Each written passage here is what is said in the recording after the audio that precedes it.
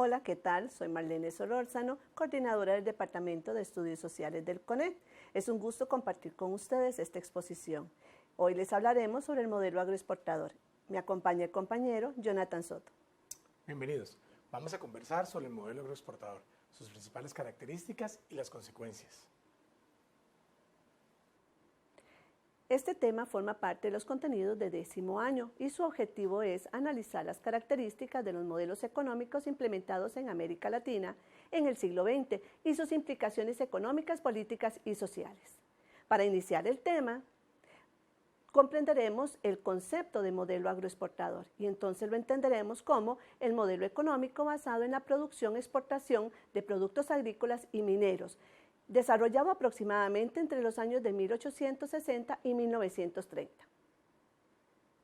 Entre las características del modelo agroexportador tenemos la dependencia del capital extranjero. Para entender mejor este tema retrocederemos a mediados del siglo XIX con el desarrollo industrial en Estados Unidos y Europa. Esta situación va a generar una gran demanda de materia prima y alimentos por parte de los países ubicados en América Latina. Por otro lado, el mercado mundial es el que va a determinar los precios de las materias primas y hacia dónde van destinadas las inversiones. Estas inversiones, sobre todo en el caso de América Latina, se van a ir destinadas a los sectores portuarios y sector de transportes para agilizar de una mejor manera las exportaciones. No solamente van a invertir para agilizar, sino además van a invertir y van a obtener ganancias porque ellos también van a administrar estos sectores. Otra característica es el poco o ningún desarrollo industrial en América Latina. Hay que entender que los países ubicados en este sector no tenían dinero para invertir en industria y tampoco los países ricos pues querían invertir en este sector. Continuando con las características, tenemos la aparición de los enclaves, sobre todo en América Latina, producto de las grandes concesiones de tierras que se les hicieron a los países ricos.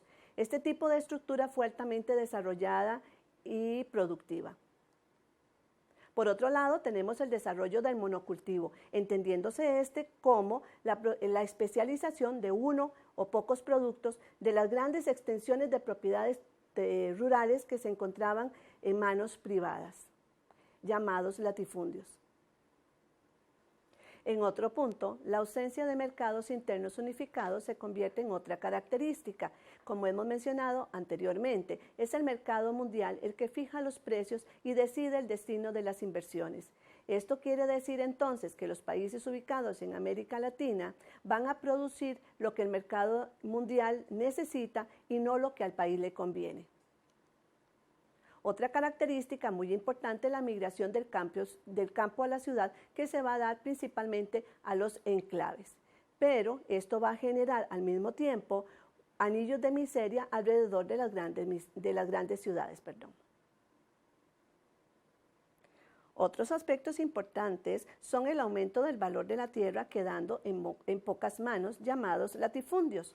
También la explotación de los trabajadores en complicidad con los estados al reprimir cualquier movimiento obrero que buscara estabilidad laboral y garantías sociales. Continuando con las características del modelo agroexportador, tenemos la presencia de gobiernos dictatoriales, además de ejércitos militares represivos, ellos acompañados por las potencias económicas mundiales. También de la mano con la ausencia de políticas nacionales en los sectores sociales y económicos. Todo esto en un proyecto liberal. Hablemos ahora de la crisis en el sistema agroexportador. ¿Qué fue lo que sucedió?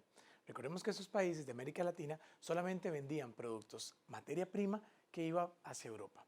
Cuando en 1929 colapsa la bolsa de Nueva York, hay un desplome de las economías mundiales y por tanto Europa deja de comprarnos producto y Estados Unidos reduce la cantidad de producto que nos está comprando. Esto va a generar un caos en todas las economías porque la exportación generaba todos los demás ingresos de la economía. Analicemos estas consecuencias. En primera instancia hay una disminución de las exportaciones, es decir, los países dejan de vender hacia Europa los productos que estaban produciendo. Esto es un problema porque los países dependían de las exportaciones. como no se puede vender al extranjero, tampoco tienen dinero para comprar, por eso disminuyen las importaciones. Esto produce que caigan los precios de los cultivos que se están enviando a Europa y las materias primas. Como no están comprándole, a nadie le interesa comprar esos productos, pierden precio. Esto genera problemas en los gobiernos, porque recordemos que los gobiernos se mantienen a través de los impuestos. Los impuestos se generan a través de las exportaciones, a través de las importaciones y a través de las ventas que se hacen en los mercados internos. Como no hay ninguna de esas tres cosas o han disminuido muchísimo, los gobiernos empiezan a tener problemas de deudas porque no logran pagar todos los gastos que tienen. Esto es una reducción de los ingresos fiscales y esto va a generar que los grupos sociales sientan que los gobiernos no están cumpliendo con sus funciones. Otra de las características de esta crisis del sistema exportador consiste en el aumento de las manifestaciones sociales. Las huelgas, los movimientos sociales se van a reprimir de manera violenta en algunos casos por parte de los gobiernos. ¿Por qué sucedía esto? Bueno, porque el pueblo y los trabajadores comprenden que los gobiernos no están cumpliendo con sus obligaciones básicas. Eso nos lleva a la siguiente consecuencia, que es la aparición del reformismo. ¿Qué es el reformismo? Consistió en un movimiento político que obligaba desde abajo a los sectores poderosos a hacerle cambios, a hacerle mejoras a las necesidades que el pueblo tenía. Aparecen nuevos actores políticos, nuevos partidos políticos, por ejemplo, el Partido Comunista o el Partido Reformista en muchos de los países de América Latina. En algunas ocasiones, esos partidos logran accesar al poder, llegar a los congresos de esos países y desde ahí presionar a los sectores poderosos para que le den derechos laborales a sus trabajadores, para que mejoren las condiciones de pobreza que tiene el pueblo. Otra de las consecuencias consiste en los sentimientos antiimperialistas. Estos nacen desde el resentimiento que se tiene hacia la nación del norte, hacia los Estados Unidos. ¿Por qué? Bueno, resulta que el periodo agroexportador coincide con el periodo de crecimiento imperialista de los Estados Unidos. Tanto política como económicamente, Estados Unidos ejercía influencia en todos los países de América Latina. Muchas veces esta influencia, los países eran canalizadas de manera negativa, puesto que Estados Unidos prefería su capital y los países le daban preferencias excesivas.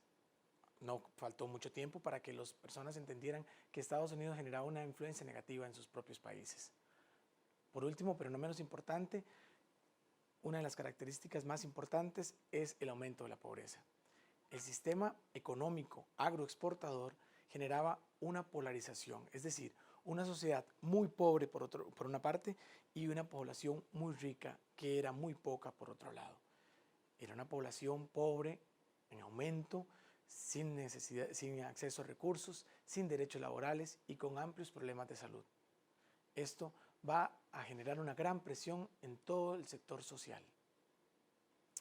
Bueno, ¿y qué iba a hacer el Estado ante este caos que estaba ocurriendo debido a la crisis?